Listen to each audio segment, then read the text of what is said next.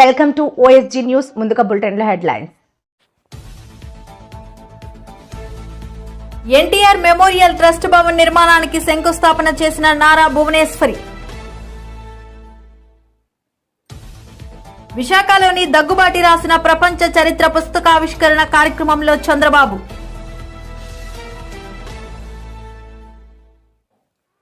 ప్రపంచం చరిత్ర రాయడం సామాన్యమైన విషయం కాదు, కేంద్ర మంత్రి.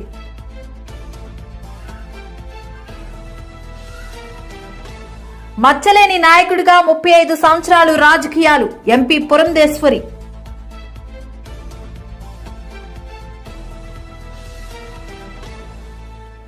ప్రపంచ చరిత్రపై పుస్తకం రాసేందుకు చాలా విషయాలు తెలుసుకోవలసి వచ్చింది, మాజీ మంత్రి Daggubati Venkateswararao.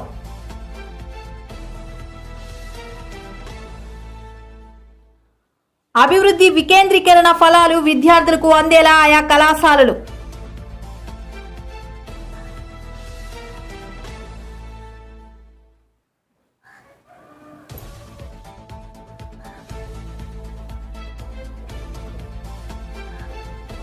Single use plastic వాడితే యమలోకానికే, పర్యావరణ పరిరక్షణ కోసం జేడీ ఫౌండేషన్ వినూత్న ప్రచారం.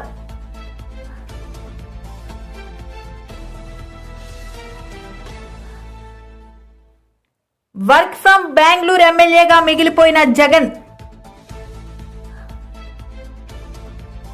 మహిళలపై హింసకు వ్యతిరేకంగా మహిళల చేత ప్రదర్శన. శాసన మండలిలో ఆడబిడ్డ నిధి కోసం వాయిదా తీర్మానం కోరినా అంగీకరించలేదు.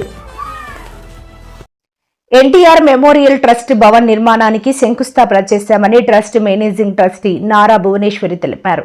సమాజానికి ఏ అవసరమో సేవాభావంతో అది చేసేందుకు ఎన్టీఆర్ ట్రస్ట్ ఎప్పుడు ముందు ఉంటుందని, ప్రజలకు ఏదైతే చెప్పామో అది చేసి చూపటమే ఎన్టీఆర్ ట్రస్ట్ లక్ష్యమని భువనేశ్వరి స్పష్టం చేశారు. మహిళల కోసం ఈ స్కిల్ డెవలప్మెంట్ అనేది కుప్పంలో మేము ముందుకు తీసుకెళ్తున్నాం. ఎందుకంటే ఎప్పుడు చంద్రబాబు నాయుడు గారు ఆయన ఎప్పుడు అనుకునేవారు, చేశారు కూడా. డ్వాక్రా మహిళా గ్రూప్ అదొక ఎగ్జాంపుల్.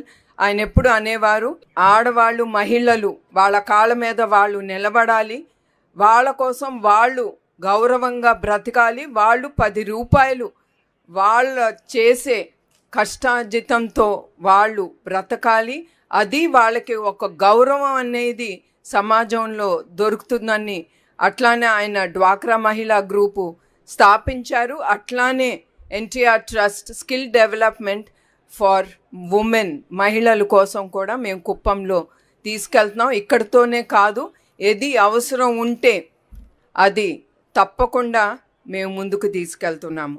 అట్లానే ఎన్టీఆర్ మెమోరియల్ ట్రస్ట్ ద్వారా సంజీవని ఫ్రీ హెల్త్ క్లినిక్స్ అనేది మేము ముందుకు తీసుకెళ్తున్నాం.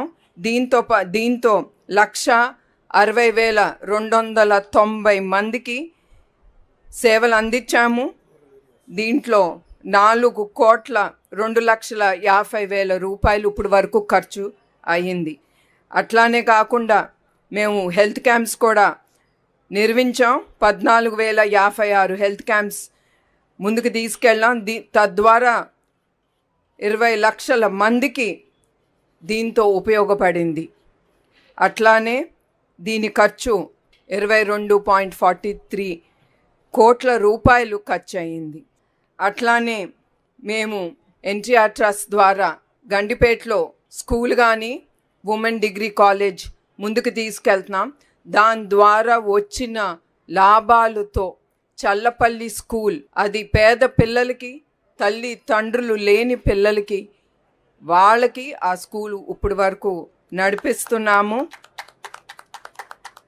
దీంట్లో 2,020 మంది పేద పిల్లలకి 6వ తరగతి నుంచి ఇంటర్మీడియట్ వరకు వాళ్ళకి free boarding, lodging plus education. And మీరు ఒకటి మీకు చెప్పాలి, ఆ చల్లపల్లి స్కూల్లో పిల్లలు ఎంత డిసిప్లిన్డ్గా ఉంటారో, అట్లానే అక్కడ రిజల్ట్స్ అనేది 100% అక్కడ వస్తుంది. వాళ్ళకి తెలుసు, లేనే వాళ్ళకి తెలుసు ఆ బాధ. వాళ్ళు కష్టపడాలని ఆ పట్టుదలతో వాళ్ళు బాగా చదువుకుంటారు. ఎప్పుడు ఇప్పటి వరకు ఎప్పుడు స్థాపించామో అప్పటి నుంచి ఇప్పుడు వరకు మాకు ఏ ఇష్యూస్ ఆ చల్లపల్లి స్కూలు పిల్లలతో ఎప్పుడూ రాలేదు. అది మాజీ మంత్రి దగ్గుబాటి వెంకటేశ్వరరావు ప్రపంచతత్వం నాయకత్వంపై అధ్యయనం చేసి పుస్తకం రాశారని ఏపీ సీఎం చంద్రబాబు అన్నారు. విశాఖలోని దగ్గుబాటి రాసిన ప్రపంచ చరిత్ర పుస్తక ఆవిష్కరణ కార్యక్రమంలో చంద్రబాబు ముఖ్య అతిథిగా పాల్గొని మాట్లాడారు. యాక్టివ్ లైఫ్లో ఉన్నారు, all of A sudden retired life మారుగా హ్యాపీగా ఉన్నారు, ఎట్లా స్పెండ్ చేస్తున్నారు మీ టైము అని అడిగాను. ఎందుకంటే ఇప్పుడు నాకు కూడా ఆ పరిస్థితి వస్తే ఇప్పటి నుంచే ప్రిపేర్ కావాలి కాబట్టి. ఆయన ఒకటే చెప్పాడు, చాలా హ్యాపీగా ఉన్నాం, నిద్రలేస్తే బ్యాడ్మింటన్ ఆడుకుంటా, వచ్చిన తర్వాత మనవరాళ్ళు మన వాళ్ళతో ఆడుకుంటా, అక్కడి నుంచి కసపు గాసిప్ ఎవరిన ఫ్రెండ్స్ వస్తే చేసుకుంటూ ఉంటాం, మళ్ళా ప్యాక్ ఆటకు పోతాడు, మధ్యాహ్నం అయితే ప్యాక్ ఆటకు పోతా, ఆడ ఒక 2 గంటలు ఆడితే మైండ్ స్టిమ్యులేట్ అవుతుంది, హ్యాపీగా వచ్చి నిద్రపోతాను. What a wonderful life.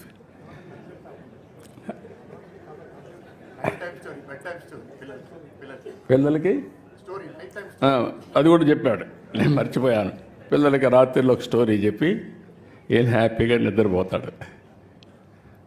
అదే మరి ఫ్రెండ్స్తో కలిసి విదేశాల్లో తిరగడం ప్రారంభించాడు. పోయినప్పుడు అక్కడ కూడా ఈ అధ్యయనం చేయడం ఇవన్నీ చేశారు. కానీ ఇన్ని పనులుండి ఇప్పటికి మీరు ఒకసారి చూస్తే ఒక 5 పుస్తకాలు రాశాడు ఆయన.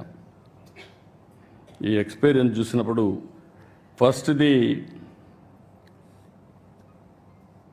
ఒక చరిత్రలో కొన్ని నిజాలు, ఫస్ట్ బుక్ రాశాడు. అక్కడి నుంచి విభజన జరిగిన తర్వాత మేమందరం ఇంక్లూడింగ్ వెంకయ్యనాయుడు గారు విభజనలో బిజీగా ఉన్నాం. వెంకయ్యనాయుడు గారు పార్లమెంట్లో ఫైట్ చేయడం, ఆ సీన్ చూసిన తర్వాత బాధపడడం అవన్నీ జరిగాయి. అయితే వెంకటేశ్వరరావు గారు దాని మీద డెప్త్కి వెళ్ళి తెలుగువారి చరిత్ర వేర్పాటు వాదం ఎందుకు వచ్చిందని పుస్తకం రాసే పరిస్థితికి వచ్చారు. ప్రపంచం చరిత్ర రాయడం సామాన్యమైన విషయం కాదని ఆయన ఎంపీగా, ఎమ్మెల్యేగా, రాష్ట్ర మంత్రిగా చేసిన అటువంటి వ్యక్తి అని కేంద్ర ఆర్థిక మంత్రి నిర్మలా సీతారామన్ అన్నారు. వారికున్న టిపికల్ క్వాలిటీస్ లేనటువంటి ఒక క్షేత్రం రాజకీయం.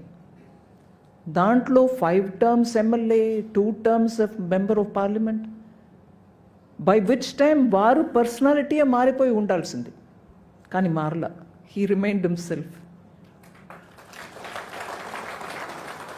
And as a result, today, when he sits to do this kind of a very demanding exercise, he's managed to bring out the best, a glimpse of the world history. But varu maatladutunappudu, Honorable Chief Minister cheppinattu, nenu full-ga book ni chadavaledu, but because ee program ku vastunanu kabatti, digital version lo I rapidly went through some sections which interested me. Anduke a line that history is written by victors, గెలుపు పొందిన వాళ్ళు రాయడం ఒక రకంగా రాస్తూ వచ్చినప్పటికీ కూడా I was happy former Vice President Venkaiah Naidu garu ఆ మాటని లేవెత్తారు. మన భారతదేశ చరిత్రాన్ని రాసిన వాళ్ళు అందరూ కూడా ఈ దేశానికి న్యాయం చేసినట్టు రాయల. నేను పాపులర్గా మనం ఇప్పుడు వాడే పుస్తకాల గురించి చెప్తున్నాను, బట్ ఒక్కొక్క రీజన్లో వాళ్ళ ఎక్స్పర్ట్స్ రాసిన పుస్తకాల్లో మంచి న్యాయంగా బాగా రాశారు. హిస్టరీ ఆఫ్ సౌత్ ఇండియా రాసిన వాళ్ళు మంచి పుస్తకాలు రాశారు. But that is not what is popularly available. మన స్కూల్ పిల్లలకో కాలేజీలో హిస్టరీ చదువుతున్న వాళ్ళు specialised history centre, learnings, history centre for historical studies అన్న అటువంటి సెంటర్స్లో టీచ్ చేసే history has been written with a tendency of those who are either victors or who are party to the group which is victorious. అందువల్ల భారతదేశం ఒక చరిత్ర will still have to be written not once but by many scholars. మనకు ఇప్పుడు అది epic అంటాం, లేకపోతే మన ఏన్షియంట్ మిథాలజీ అనే రాంగ్ పదంని వాడతారు. రామాయణమో మహాభారతం గురించి మాట్లాడుతున్నప్పుడు we treat it as history. మన కల్చరల్ ట్రైట్ ఏంటి? ఇతిహాసం యాజ్ ఇట్ ఇస్ చెప్పడం. యాజ్ ఇట్ ఇస్ చూసిన వాళ్ళు చెప్పే రాస్తే అది ఒకటి. మహాభారతం మచ్చలేని నాయకుడిగా 35 సంవత్సరాలు రాజకీయాలు చేసిన ఆయన ఇప్పుడు రాజకీయాలకు రిటైర్డ్ అయినా ఇటువంటి పుస్తకం రాయడం చాలా ఆనందంగా ఉంది అని ఎంపీ పురంధేశ్వరి అన్నారు. ఒకరు ఎందుకు రాశానో చెబితే మరొకరు ఎందుకు దాన్ని ఆస్వాదించాలో, ఎందుకు చదవాలో చెప్పినట్లయితే, మరొకరు చరిత్రని ఏ విధంగా వక్రీకరించి ఎప్పటి వరకు రాయబడిందో దాన్ని ఎందుకు మనం సరిచేసుకుంటూ ముందుకు వెళ్ళాలో, ఇటువంటి అంశాలన్నీ కూడా స్పృశించడం జరిగింది. కనుకనే చెప్పాను, ఈ క్షణం వరకు నాకు జవాబు రానటువంటి ప్రశ్న నా పాత్ర ఏమిటి. అటువంటి సందర్భంలో నేను 2004వ సంవత్సరం మొట్టమొదటిసారి పార్లమెంట్లో అడుగుపెట్టినప్పుడు నాకు ఎదురైనటువంటి అనుభవం నాకు గుర్తుకొచ్చింది. అంటే ఒకంత మరీ సీరియస్గా కాకుండా ఒకంత కొంచెం హాస్యంగా ముందుకు వెళ్దాం అనేటువంటి ఆలోచన. పార్లమెంట్లో అడుగుపెట్టినటువంటి సందర్భంలో నాకు అప్పుడు ప్రశ్నలు ఎలా లేవనెత్తాలో, ఇంటర్వెన్షన్స్ ఎలా చేయాలో తెలియనటువంటి పరిస్థితి. అప్పుడు శ్రీనివాస్ వికే పాటిల్ గారని మహారాష్ట్ర నుండి ఒక పార్లమెంట్ సభ్యులు నా పక్కన కూర్చుని ఉండేవారు. వారిని అడిగాను, భాయ్సాబ్ ఎలా నేను ప్రశ్నలు లేవనెత్తాలి, నేను ఎలా ముందుకు వెళ్ళాలి పార్లమెంట్లో అని అడిగినప్పుడు, పురంధేశ్వరి చాలా సులభం, నీ పేరు పిలుస్తారు, నువ్వు ప్రశ్న అడగటానికి నాకు ఒక అవకాశం ఇవ్వండి అన్నప్పుడు నీ పేరు పిలుస్తారు. పిలిచినప్పుడు నువ్వు చెయ్యి, అంటే వారు నిన్ను చూసేంత వరకు నువ్వు చెయ్యి పైకెత్తి పెట్టాల్సిందే, వారు పిలిచేంత వరకు. నొప్పితో మొద్దు బారిపోయినా సరే చెయ్యి మాత్రం కిందకు దించొద్దు, ఎందుకంటే స్పీకర్ గారు నిన్ను చూడాలి. చూసిన తర్వాత వారిని నిన్ను పిలుస్తారు. పిలిచి నువ్వు సర్దుకుని లేచి నిలబడి థ్యాంక్ యూ సార్ అనేలోపు బెల్ చప్పుడు నీకు వినపడుతుంది. అంటే నీకు ఇచ్చిన 2 నిమిషాల సమయం అయిపోయింది అని లెక్క అనమాట. అంటే నువ్వు కూర్చో అని చెప్పి వారు చెప్పినట్లు. కానీ నువ్వు కూర్చోవద్దు, ఎందుకంటే పార్లమెంట్ సభ్యురాలుగా నీ బాధ్యత నువ్వు మాట్లాడటం కనుక ఎంతసేపు అయినా వారు ఎన్నిసార్లు బెల్లు నొక్కినా కూడా నువ్వు ఆపకుండా నువ్వు మాట్లాడుతూనే ఉండు. కానీ ముఖ్యమైనటువంటి విషయం ఏమిటంటే నువ్వు ఎంతసేపు అయినా మాట్లాడు కానీ ఏమీ చెప్పొద్దు అని అన్నారు ఆయన. నేటి వరకు నాకు అర్థం కానటువంటి అంశం, అన్ని గంటలు అన్ని నిమిషాలు మాట్లాడి ఏమి చెప్పకుండా ఎలా కూర్చుంటామని, బహుశా ఆ పరిస్థితిలో ఇవాళ నేనున్నానేమో అని చెప్పి నేను భావిస్తున్నటువంటి విషయం. ఎందుకంటే విషయాలన్నీ పెద్దలందరూ కూడా మాట్లాడేయటం జరిగింది. అయితే ఒకటి మాత్రం సత్యం, చరిత్ర అని అనగానే మనకి గుర్తుకు వచ్చేది రాజులు, సామ్రాజ్యాలు, యుద్ధాలు, విజేతలు, ఆక్రమించినటువంటి భూభాగాలు, వీటన్నిటితో ప్రపంచ చరిత్రపై పుస్తకం రాసేందుకు చాలా విషయాలు తెలుసుకోవాల్సి వచ్చిందని మాజీ మంత్రి దగ్గుబాటి వెంకటేశ్వరరావు అన్నారు. ప్రపంచ నేతలు, తత్వవేత్తల గురించి పూర్తిగా అధ్యయనం చేసినట్లు తెలిపారు. బాగుంటుందని చెప్పి ఇవన్నీ కూడా ఒక క్రమంలో పెట్టి ఆ విభజనప్పుడు ఒక పుస్తకం రాసి అందరికీ పంచిపెట్టాను. నేను ఎమ్మెల్యేలకు అందరికీ పంచిపెట్టాను. ఎంతమంది చదవరో ఎంతమంది చదవలేదు నాకు తెలియదు, కానీ నా ప్రయత్నం, నా తృప్తి కోసం నేను చేశాను అది. ఆ తర్వాత నాకు అనిపించింది, అరే ప్రపంచం నలుమూలలా తిరుగుతూ ఉంటాను నేను, చాలా దేశాలు తిరిగాను పార్లమెంట్ అయిన తర్వాత మా ఫ్రెండ్స్ తోటి అందరితో కూర్చి వెళ్ళినప్పుడల్లా ఇంగ్లాండ్ వెళ్ళాం, లేకపోతే చైనా వెళ్ళాం, లేకపోతే జపాన్ వెళ్ళాం. ఇలా వెళ్ళినప్పుడు అక్కడ ఎవరెవరు ఏవే చేశారు, అక్కడ నాయకులు ఎవరు, ఒక చైనా ఉంది, ఒక మావో సెట్టింగ్ ఉన్నాడు, ఆ తర్వాత డెంగ్ జియోపింగ్ ఉన్నాడు, అంతకుముందు సన్నెట్ సెన్ ఉన్నాడు. అలానే జపాన్ వెళ్ళాం. ఎట్లయితే అభివృద్ధి చెందింది ముత్సుహిటో కింగ్ ముచిహిటో విజయ చక్రవర్తి ఆయన కాలంలో జరిగింది. అలానే జర్మనీ వెళ్ళాం. ఈ జర్మనీ 30 దేశాలు అది. జర్మనీ 30 దేశాలని బిస్మార్క్ యునైట్ చేస్తాడు. అలానే మనకి అనేక మంది టర్కీ ఉంది. టర్కీకి వెళ్తే కెమెల్ పాషా అక్కడ Turkey is the seat anchor of the Muslim dominated Muslim seat అది. అటువంటి వాటిని ట్రాన్స్ఫర్ చేస్తాడు కెమెల్ పాషా. ఆయన మహిళలకి చదువు అంటాడు, బురకా తీసేమన్నాడు. అలా వీళ్ళు చాలా బెన్గోరియన్ ఉన్నాడు, ఇజ్రాయెల్ బెన్గోరియన్ ఉన్నాడు. ఇంకా ఇట్లాంటి వాళ్ళని ఒక 50 మందిని చూడాలని చెప్పి వాళ్ళు సమగ్రంగా వాళ్ళ జీవిత చరిత్రలు తీసుకుని క్షుణ్ణంగా 5 పేజీలు 6 పేజీల్లో రాస్తే బాగుంటుందని అనిపించి దాంతో పాటు తత్వవేత్తలు సోక్రటీస్, అరిస్టాటిల్, ప్లేటో, రూసో ఇటువంటి వాళ్ళు ఏంటంటే స్ఫూర్తినిచ్చినటువంటి వాళ్ళు. ఆ స్ఫూర్తినిచ్చినటువంటి వాళ్ళని కూడా దీంట్లో పెడితే ఆ స్ఫూర్తినిచ్చినటువంటి వాళ్ళు ఇటువైపు ఈ ప్రపంచాన్ని మార్చినటువంటి దేశాలను మార్చినటువంటి బొలివియా 5 దేశాలకు స్వాతంత్రం తీసుకొచ్చినటువంటి వాడు సౌత్ ఆఫ్రికాలో. ఇలా ఎంతమంది ఉన్నారు వాళ్ళందరినీ హోచిమెన్ ఇటువైపున వియత్నాంలో ఇంకా అలా తీసుకున్నారు. అట్లనే హిట్లరు, ముస్సోలి ఎవరు నాశనం చేశారు ప్రపంచాన్ని అనేటటువంటి దృక్పథంతో కూడా తీసుకొని ఒక 50 మందికి ఒక చిన్న సమగ్రంగా 5 పేజీల్లో దాన్ని తీసుకొని దీనికి ఇంకొక ఆయన కూడా సహాయం చేశారు నాకు. ఆయన కూడా ఒక డాక్టరే. మేమిద్దరం కలిసి కూర్చుని ఆయన కొన్ని ఈయన కొన్ని చేసుకుని దాన్ని సమగ్రం చేసాం. ఆ తర్వాత ఇంతవరకు బాగానే ఉంది అనే ఒక పుస్తకం అది బాగా ప్రచారం చెందింది. నేను ఎప్పుడు కూడా పుస్తకాలు లాంచ్ చేయలేదమ్మా. ఈ పుస్తకమే. అభివృద్ధి వికేంద్రీకరణ ఫలాలు విద్యార్థులకు అందేలా ఆయా కళాశాలలు, సంస్థల అనుసంధానం జరగాలి అని శాసనమండలిలో విద్యాశాఖ మంత్రి నారా లోకేష్ అన్నారు.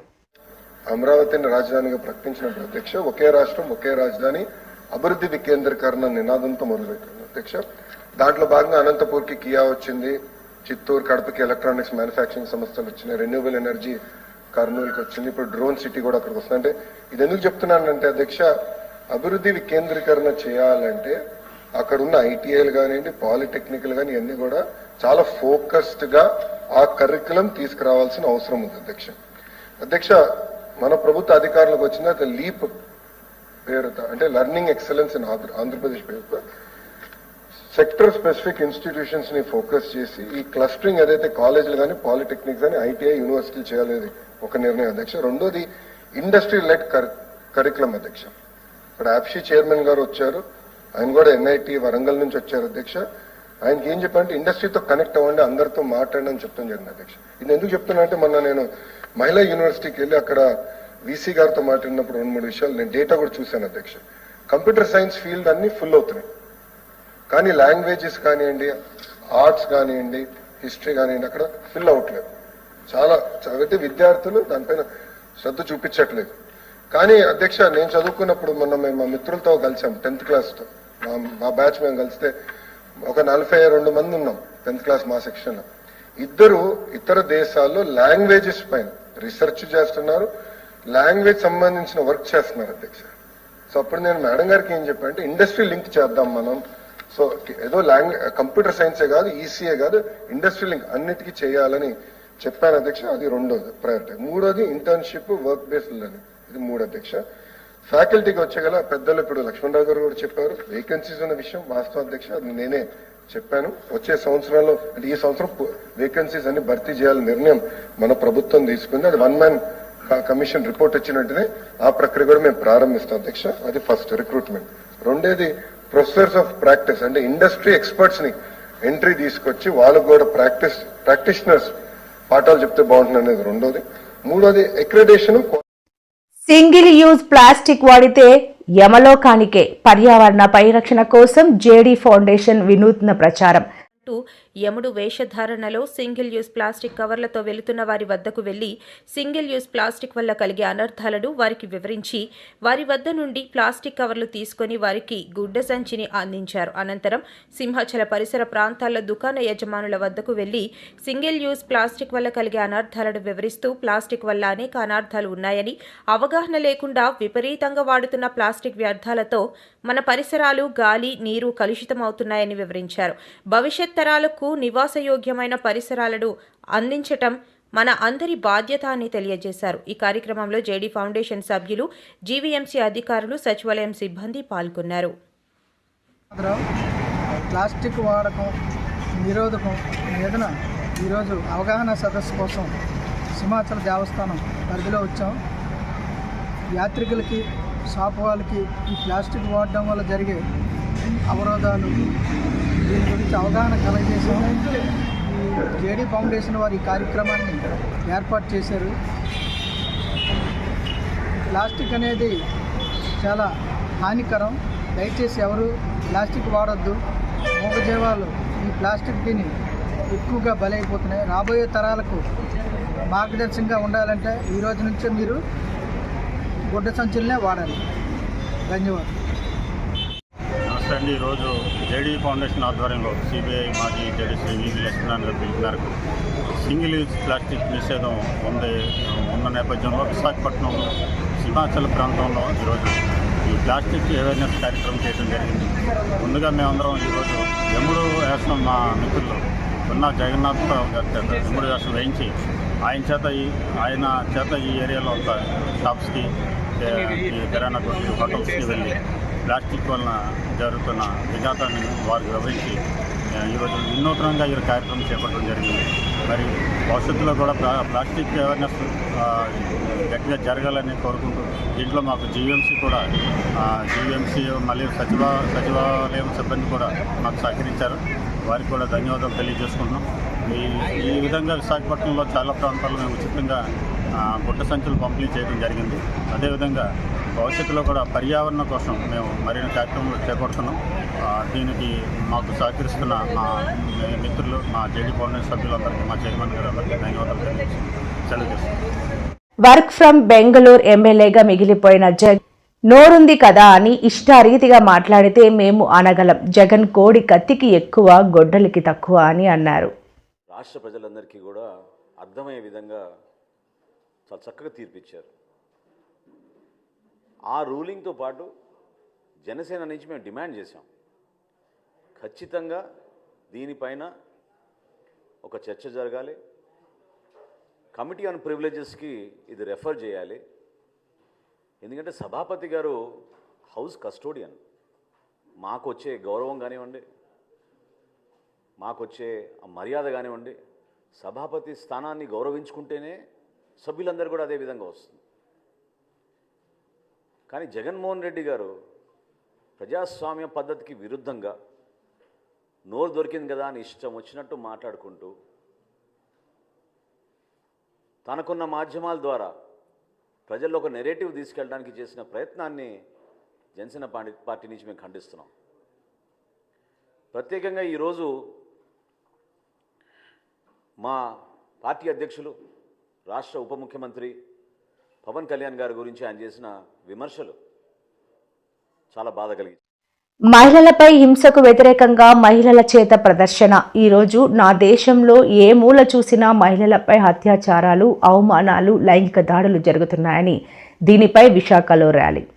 ఏంటంటే గుంతకల్ అనే ఊరిలో ఒక తండ్రి తన కూతురు వేరే అతన్ని ప్రేమించిందని చెప్పి ఆ అమ్మాయిని అతన్ని మర్చిపోమని చెప్పి చాలా ఒత్తిడి పెట్టి, అయినప్పటికీ ఆ అమ్మాయి వినిపించుకోలేదని చెప్పి నీతో మాట్లాడాలని బయటకు తీసుకెళ్ళి ఒక తోటలోకి తీసుకెళ్ళి ఆ అమ్మాయిని అక్కడ చెట్టుకు వేసి చంపేసి, మళ్ళీ ఇంకా ఏంటో అతని కక్ష ఏంటి తీరలేదో తెలియదు, కొంత దూరం వెళ్ళి వెనక్కి వచ్చి బండిలో ఉన్న పెట్రోల్ అంతా అమ్మాయి మీద వేసి తగలబెట్టేసి వెళ్ళి పోలీస్ స్టేషన్లో వెళ్ళి పోలీసు వచ్చేటప్పటికి కుక్కలన్నీ మొత్తం ఆ మిగిలిపోయిన డెడ్ బాడీని, ఎందుకంటే అది కాలింది కాబట్టి కుక్కలకు తినడానికి అనువుగా మారిపోయింది ఆ బాడీ. దాన్ని కుక్కలు మొత్తం చింపేసి పీక్కు తినేసి ఈ సంఘటన ఇవాళ పేపర్లో రిపోర్ట్ అయ్యింది. ఇది బరువు హత్య. అలాగే మన చంద్రబాబు నాయుడు గారి నియోజకవర్గం కుప్పంలో ఒక అబ్బాయి ప్రేమించుకుని హైదరాబాద్ వెళ్ళి పెళ్లి చేసుకున్నారు 3వ తారీఖుని. తిరిగి ఊర్లోకి రాగానే శాసన మండలిలో ఆడబిడ్డ నిధి కోసం వాయిదా తీర్మానం కోరినా అంగీకరించలేదు. ఆడబిడ్డలకు నెలకు 1500 ఇస్తానని మహానాడులో చంద్రబాబు చెప్పారు. గత బడ్జెట్లోనూ ఈ బడ్జెట్లోనూ దీనికి కేటాయింపులే లేవు అని వైసీపీ ఎమ్మెల్సీ కళ్యాణి అన్నారు. 19 సంవత్సరాల నుంచి 59 సంవత్సరాల మధ్య ఆడబిడ్డలకు సంవత్సరానికి ఈ విధంగా 18,000 రూపాయలు ఇస్తానని నమ్మ పలికారు. ఈరోజు ఈ కూటమి ప్రభుత్వం అధికారంలోకి వచ్చింది. మొన్న బడ్జెట్లో రూపాయి కేటాయించలేదు, ఈ బడ్జెట్లో కూడా రూపాయి కూడా కేటాయించిన పరిస్థితి మనందరము చూసాము. మొన్న బడ్జెట్ డిస్కషన్ టైంలో అయితే హోమ్ మినిస్టర్ గారు అడ్డంగా చెప్పేశారు, ఈనాడు పేపర్ చూసి దీనికి కేటాయించేశారు నిధులు అని చెప్పేసి. మేము ఆ రోజే చెప్పాము, ఆడబిడ్డల్ని నెట్ట నిలువుగా మోసం చేశారు, ఈ ఆడబిడ్డ నిధికి డబ్బులు ఏమాత్రం కూడా కేటాయించలేదు అనే విషయం. ఈరోజు అంటే రెండో బడ్జెట్లో కూడా, రెండో సంవత్సరంలో కూడా ఆడబిడ్డలకి దారుణంగా ఈ ప్రభుత్వం మోసం చేసింది అనేది ఈ బడ్జెట్ సాక్షిగా తేటతెల్లమైంది. ఈరోజు తీసుకుంటే మహిళలు, గతంలో జగన్మోహన్ రెడ్డి గారి ప్రభుత్వంలో మహిళలు అన్ని రకాలుగా రాజకీయంగా, ఆర్థికంగా, సామాజికంగా ఉన్నత స్థానంలో కూర్చోబెట్టడానికి ఒక మహిళా పక్షపాత ముఖ్యమంత్రిగా జగన్మోహన్ రెడ్డి గారు ఎంతగానో కృషి చేశారు. ఎన్నో సంక్షేమ పథకాలు ఇవ్వడం జరిగింది. కానీ అంతకంటే ఎక్కువ మేలు చేస్తాను అని చెప్పి చంద్రబాబు నాయుడు గారు, పవన్ కళ్యాణ్ గారు, కూటమి పెద్దలందరూ చెప్పడంతో మహిళలు నమ్మి ఓట్లేసి ఈరోజు ఇలా మోసానికి గురయ్యామని చాలా బాధపడుతూ ఉండే పరిస్థితి కనిపిస్తూ ఉంది. ఈ పథకం ద్వారా అర్హులైన వారు 1,50,00,000 మంది ఈ రాష్ట్రంలో ఉన్నారు. అంటే నెలకి కావాల్సింది 2,800 కోట్లు, అంటే సంవత్సరానికి 32,000 కోట్లు కావాలి. గత సంవత్సరంలో ఈ 32,000 కోట్లు గత బడ్జెట్లో ఇవ్వలేదు, ఈ బడ్జెట్లో కూడా ఇవ్వలేదు. అంటే ఎంత దారుణంగా ఆడబిడ్డలు దగాకు గురయ్యారు అనేది మనం అర్థం చేసుకోవచ్చు. కాబట్టి ఇలాంటి మంచి విషయం మీద, ఇలా ఆడబిడ్డలకి మోసం చేశారు కాబట్టి వాళ్ళకి న్యాయం చేయాలి అని మేము అడుగుతూ ఉన్నాం. మంచి విషయం మీద వాయిదా తీర్మానం కోరితే దాన్ని ప్రభుత్వం